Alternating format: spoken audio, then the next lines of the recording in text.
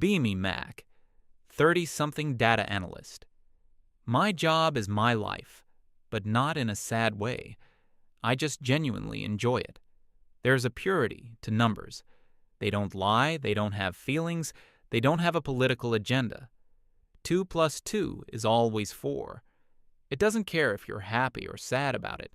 My whole world is built on logic, efficiency, and finding the signal in the noise. I work for a big tech company. The pay is good, the work is challenging. For years, my department was an oasis of sanity in a desert of corporate nonsense. The reason for this was our department head, Harry. Harry is an old-school guy, probably in his late 50s. He came up through the ranks back when competence was the only thing that mattered. His management philosophy was simple: hire smart people, give them the tools they need, and get out of their way. He never cared about what you did outside of work. He didn't care about your personal life. He didn't care about office politics. All he cared about was results. Did you meet your deadlines? Was your analysis accurate? Did your work make the company money? If the answer to all three was yes, you were golden. Our team meetings were a thing of beauty. 10 minutes, tops. Mac, status on the projection model? On track. Should be ready for testing by EOD Thursday. Good. Hannah, how's the data pipeline integration coming along? Hit a small snag with an API, but I have a workaround. No delay. Excellent. Anyone have any blockers? Silence. All right, get back to it. That was it. No fluff. No motivational quotes. No forced fun. It was perfect. We were the most productive department in the entire company, and it wasn't even close. We were a well-oiled machine. Then, our manager, the guy directly under Harry, took a job at another company. We were all a bit worried about who they'd bring in to replace him. Harry sent out an email assuring us he'd find someone who fit our results-oriented culture. We trusted him. That was our first mistake. A few weeks later, the announcement came. Our new manager was named Kira. Her bio in the introductory email was a collection of buzzwords: passionate about fostering synergistic growth and dedicated to building psychologically safe environments. There was a lot of talk about empowerment and holistic team development. There was almost no mention of data analytics, project management, or technical skills. MFW.jpg. Still, I decided to give her the benefit of the doubt. Maybe she was just good at corporate speak. The first team meeting was scheduled for a full hour. That was the first red flag. We all filed into the conference room. Harry was there to do the official handoff. He kept it brief, as always. Everyone, this is Kira. Kira, this is the team. They're the best in the business. Don't break them. Then he left. Kira stood up, beaming a smile that looked like it was powered by a car battery. Thank you, Harry. Hello, team. I am just so incredibly excited to begin this journey with all of you. She then spent the next 45 minutes talking about herself. Not her professional experience, mind you. Her feelings. She told us about her philosophy of management, which seemed to be based entirely on making sure everyone felt heard and validated. She said that her number one priority wasn't project delivery, but creating a culture of belonging. I just sat there, my soul slowly leaking out of my body. I looked over at Hannah, a senior analyst who was just as no-nonsense as I was. She was staring at Kira with the blank expression of a soldier who's seen too much. The meeting ended with our first piece of homework. Kira sent out a follow-up email. Team, as our first step toward fostering a more inclusive environment, I'm asking everyone to please add their preferred pronouns to their email signatures by the end of the day. Thanks for being allies. I stared at the email. My signature was simple: Mac, Senior Data Analyst, extension. 1234. What was the point of adding pronouns? My name is Mac. It's not an ambiguous name. In thousands of emails, not once had anyone been confused. It was redundant information, inefficient, Clutter. I archived the email and went back to debugging a SQL query. I figured it was a suggestion, not an order. The next day, I noticed everyone else had complied. Their signatures were now bloated with he/him, she/her. One of the junior guys even had he/they. I ignored it. I had a deadline. Later that afternoon, I got a chat message from Kira. "Hey Mac, just a friendly reminder about the email signatures." I replied, "Noted." And then I continued to not do it. It wasn't about making a statement. It was about practicality. My brain is wired to eliminate unnecessary steps. This was an unnecessary step. The week continued, and Kira's presence began to change the very fabric of our department. Our 10-minute stand-ups were replaced with 30-minute check-ins. She'd ask us to rate our emotional bandwidth for the day on a scale of 1 to 5. Most of us just mumbled, 4, I guess, to get it over with. Then came the circle of trust. She booked a recurring 1-hour meeting every Friday afternoon. The title was Team Connect. We all went into the conference room. She had arranged the chairs in a circle. Ono.wav. She started by saying she wanted us to go around and share something we were struggling with, personally or professionally, and one thing we were grateful for. It was like some kind of corporate therapy session. The first few people gave sanitized, HR-approved answers. "I'm struggling to balance my workload, but I'm grateful for my supportive colleagues. I'm feeling a little burnout, but I'm grateful for the weekend." It was excruciating. Then it was my turn. I looked at Kira. She was leaning forward, her eyes wide with anticipation. Project X is on schedule. The preliminary model shows a 15% efficiency gain. We're waiting on the final data set from the sales team. I have no blockers. The room was silent. Kira's smile tightened. "Thank you for the update, Mac, but the exercise was about sharing our feelings. What are you struggling with on a personal level?" I just stared at her. "My personal struggles are private. They don't affect my work. But this is a safe space, Mac. We can't build trust if we're not willing to be vulnerable. My work is the source of my professional trust. The code is clean, the analysis is accurate, and the deadlines are met. That's all the trust you need from me." Her eyes started to twitch a little. "And what are you grateful for?" she asked. Her voice strained. "I'm grateful for efficient meetings." The silence that followed was so thick you could have cut it with a knife. Hannah coughed to hide a laugh. Kira quickly moved on to the next person, but the damage was done. I hadn't been aggressive. I hadn't been rude. I had simply refused to play the game, and she couldn't stand it. After that meeting, I became her special project. She started scheduling one-on-one meetings with me twice a week. The agenda was always the same: checking in. In the first one, she brought up the email signature again. She explained that while I might not need to clarify my pronouns, my refusal to add them created an environment where others might not feel comfortable sharing their pronouns. It was a microaggression, she said. I asked her a simple question. Has any employee in this department or any other filed a complaint or expressed any confusion or discomfort related to my email signature? She stammered for a second. "Well, no, not directly, but then it's a hypothetical problem. I solve actual problems. Let me know when this becomes one." The conversation moved on to my communication style. She said I was overly direct, and that my focus on purely data-driven points could be intimidating to people who are more feelings-oriented. She suggested I try to soften my language.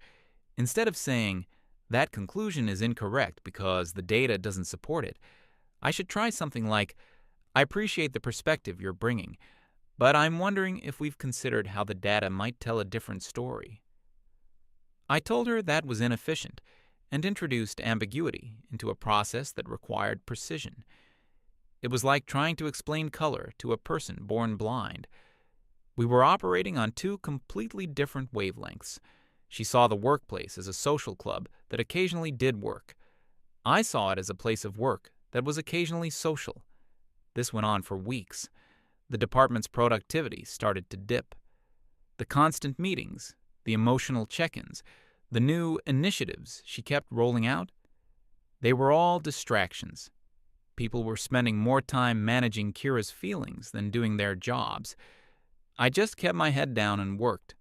I made sure my output was higher than ever. I knew she couldn't touch me as long as my numbers were flawless. My work was my shield. The next major incident happened in a big cross-departmental meeting. We were presenting our quarterly findings to the heads of marketing and sales. Harry was there. It was a big deal. Kira was leading the presentation. The slides were prepared by the team, mostly by me and Hannah, but Kira was the one talking. It was clear she didn't fully understand the nuances of the data. She was good at delivering a slick presentation, but when people started asking specific questions, she floundered. She got to a slide about customer churn rates. The slide showed a projected churn of 2.7% for the next quarter. She started talking about how this was a positive trend and how our retention strategies were working. I felt a cold pit in my stomach. I knew the data. I had built that model. There was a typo on the slide, a misplaced decimal point. The actual projection was 7.2%, not 2.7%. It wasn't a positive trend. It was an alarming one. The number was supposed to be a wake-up call, not a reason to celebrate. I had a choice. I could stay quiet, let her present the wrong number, and watch the fallout when marketing and sales based their entire quarterly budget on faulty data. It would be her mistake, not mine. Or I could speak up, correct the record, and maintain the integrity of my department's work. But it would mean publicly embarrassing my new boss in front of other department heads. My professionalism won out. I couldn't let bad data go unchallenged. I waited for her to pause for a breath. "Excuse me, Kira," I said, my voice calm and level. "Just a point of clarification on that slide for everyone here." All eyes turned to me. "There appears to be a typo in the deck. The correct projected churn is 7.2%, not 2.7. The raw data is in the appendix if anyone needs to verify." You could hear a pin drop. The head of sales immediately started frowning. 7.2? That's a huge difference. That changes everything. Harry looked from the screen to me, then back to the screen. He gave a single, almost imperceptible nod. He knew I wouldn't speak up unless it was critical. Kira just froze. Her face went from pale to bright red in about 3 seconds. She tried to recover. "Ah, yes, thank you for that. Clarification, Mac. As I was saying, we are closely monitoring But the momentum was lost. The rest of the meeting was spent grilling us on the real number and what we planned to do about it. Her entire narrative had been shattered by 1 decimal point. I knew there would be consequences. As soon as the meeting was over and the other department heads had left, she turned on me. She didn't yell. That wasn't her style. She used a low, trembling voice, as if she were the victim of a great injustice. "I cannot believe you did that," she said, just loud enough for the rest of our team to hear as we packed up our laptops. "Did what?" I asked, genuinely confused. "You deliberately humiliated me. You completely undermined my authority in front of the entire leadership team." I was baffled. There was a critical error in the data being presented. My job is to ensure the accuracy of our analysis. I did my job. "Your job?" she hissed. "You could have told me privately. You could have sent me a chat, but you chose to make a public spectacle. You couldn't stand to see a woman in a position of authority, so you had to put her in her place. Classic toxic masculinity." I just looked at her. The accusation was so absurd, so far removed from the logical reality of the situation, that I didn't even know how to respond. It wasn't about her being a woman. It wasn't about her authority. It was about a number on a slide. 7.2 is not 2.7. It's that simple. I didn't have to say anything, though. Hannah, who had been quietly putting her notebook in her bag, spoke up. "He saved your ass, Kira," she said, her voice flat, "and ours.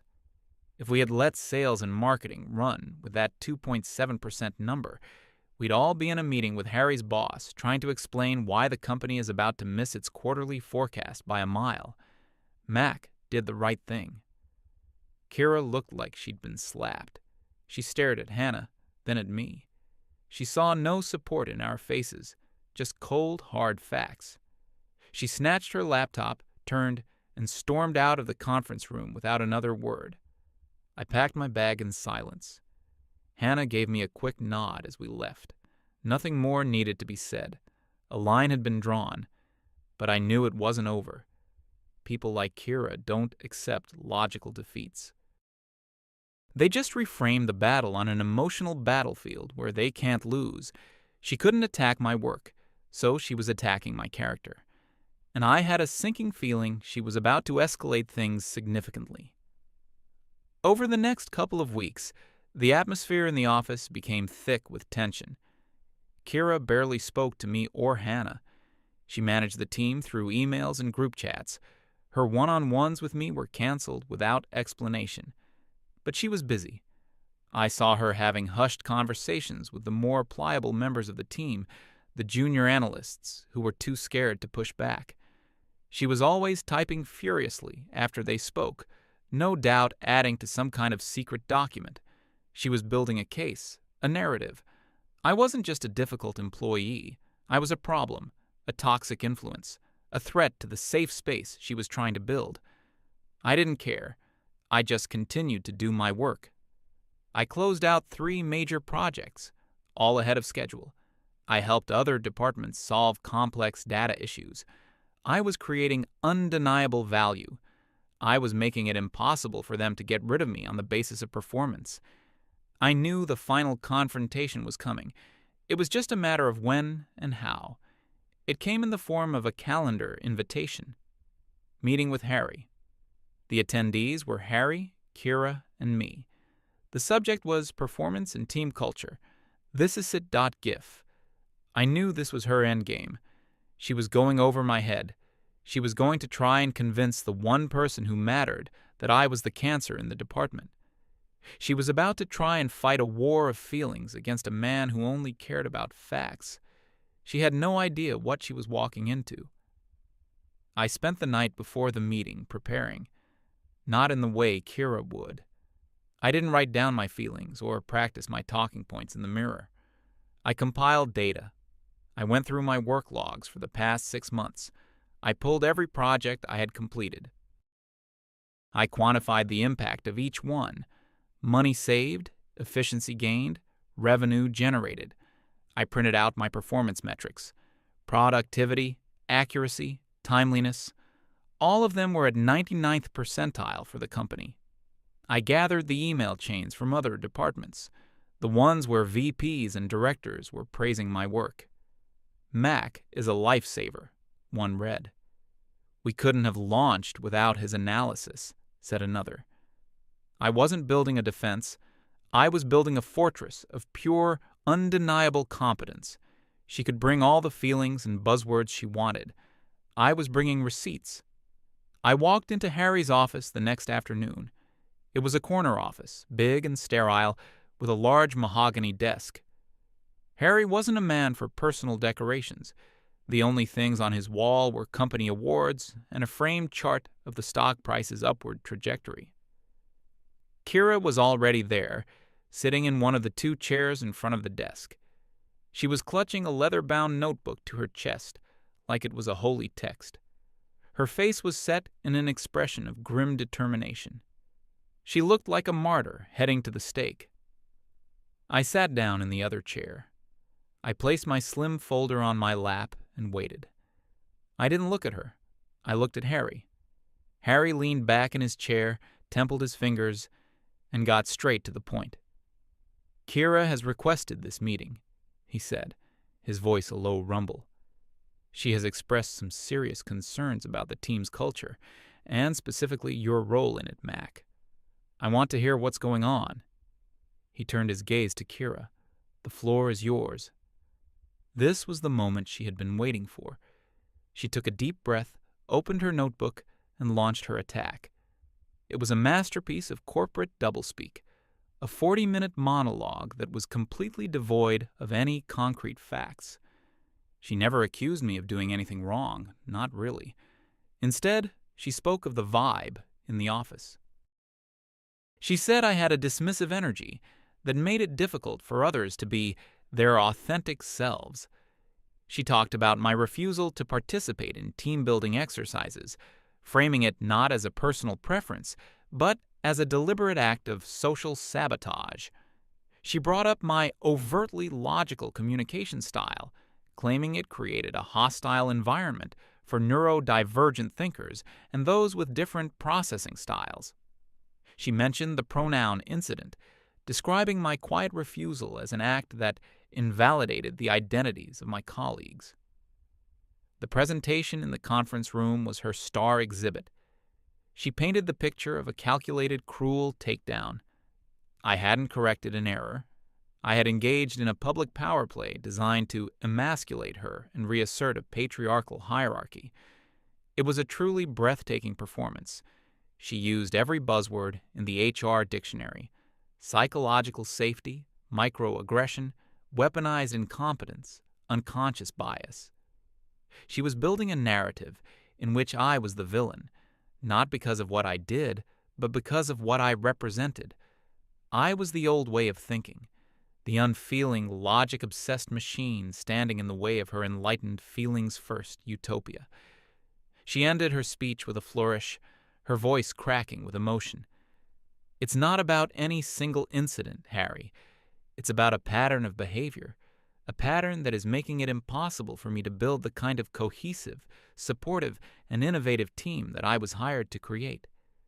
People are afraid to speak up. The creativity is being stifled. And Mac is the source of that fear."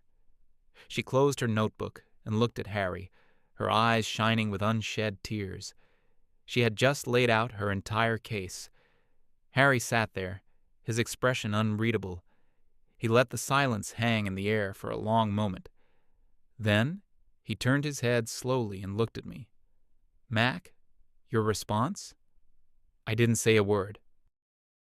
I leaned forward, opened my folder, and placed a single sheet of paper on Harry's desk. It was a one-page executive summary. On the left side, a list of every project I had completed since Kira started as manager. On the right side, the quantified business impact of each project. At the bottom, in bold, was the total value I had generated for the company in that time. It was a 7-figure number. Harry picked up the paper. His eyes scanned it from top to bottom. Kira craned her neck to see what it was.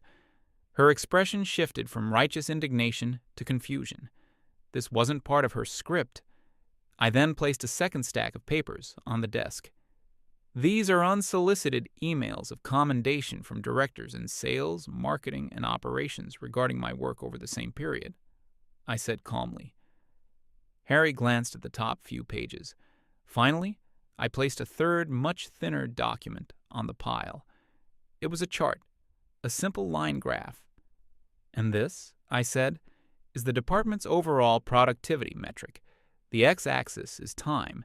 The y-axis is tasks completed per employee per week. This vertical red line is the date Kira was hired."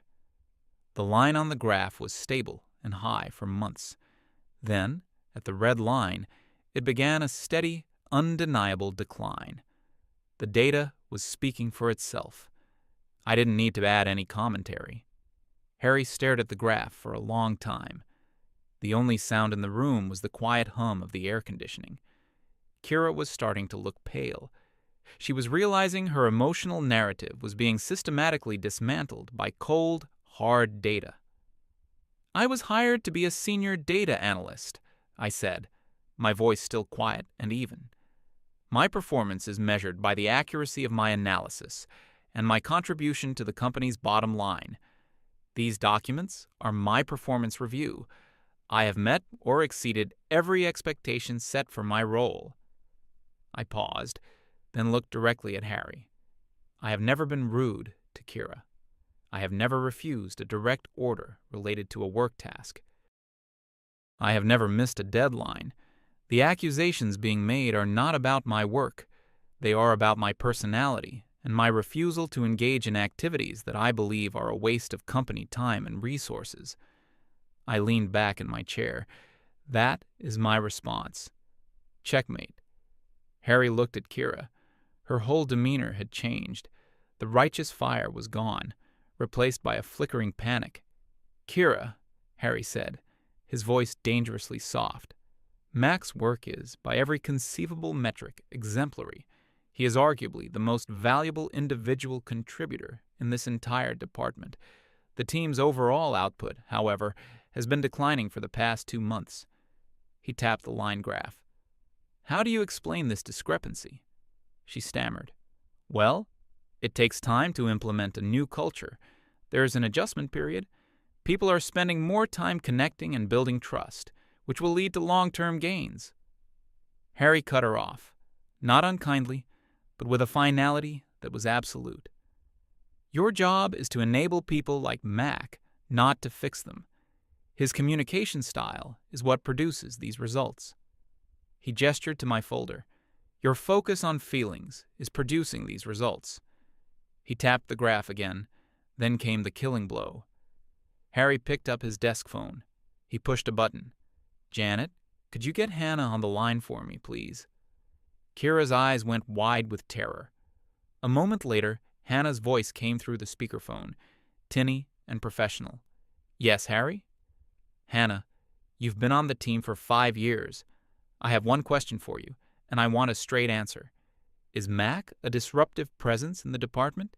Does he create a toxic environment? There was a short pause. I could almost hear Hannah weighing her options. She could give a politically safe, non-committal answer, or she could tell the truth. She chose the truth. No, Harry, she said, her voice clear and firm. Mac is the reason half our projects get done on time. He's quiet. He keeps to himself. But when you need help with a technical problem, he's the first one to offer it. He's probably the least toxic person in the office. Another pause. The only tension in our department right now, Hannah continued, is the pressure to spend half our day talking about our feelings instead of doing our jobs. Harry didn't even flinch. Thank you, Hannah. That's all I needed. He hung up the phone. He looked at Kira. It wasn't a look of anger. It was a look of profound disappointment. Kira, he said, his voice flat, this company values results. Your mission here was to take the most productive department in this company and make it even better.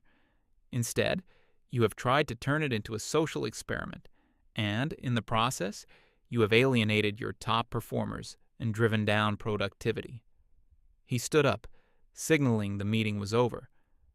I don't want to hear another word about team culture, psychological safety, or microaggressions. Not from you, not from anyone. Your one and only job, from this moment forward, is to get that productivity number back up to where it was. Focus on the work. Is that understood? Kira just sat there, frozen. She looked small and defeated. All she could do was whisper, Yes, Harry. Good, he said. Now, both of you, get out of my office. You're wasting my time. We walked out of the office in silence. Kira wouldn't look at me. She scurried back to her desk like a frightened animal. I walked back to my own desk, sat down, and resumed my work. But I knew something had fundamentally shifted. It wasn't just a meeting. It was a verdict. And news in an office travels faster than light. By the next morning, everyone knew. No one knew the exact details, but they knew the outcome. Kira had gone after Mac, and she had lost, spectacularly. The change in the team's dynamic was immediate and brutal. Her authority, which was already tenuous, completely evaporated. People stopped pretending. When she tried to start the morning emotional check-in, people just ignored her and started talking about their work. When she sent out an invitation for a Friday Fun Day virtual trivia game, not a single person RSVP'd. Her emails about synergy and empowerment went unanswered. People's interactions with her became surgically precise. They would ask her for the specific information they needed to do their jobs and nothing more. There was no small talk, no "how's your weekend?" no pleasantries. She was a ghost at the head of the table. She would run meetings, but the real conversations would happen in side chats and private channels that she wasn't a part of. It was a quiet, bloodless coup. The team had silently decided that she was irrelevant, and they were simply going to work around her. She had tried to create an inclusive environment by force, and, in her failure, she had made herself the ultimate outsider. She was being excluded, not by any official policy, but by the collective, unspoken will of the people she was supposed to be managing. She tried to fight it for a while. She tried to reassert her authority by setting up mandatory one-on-ones.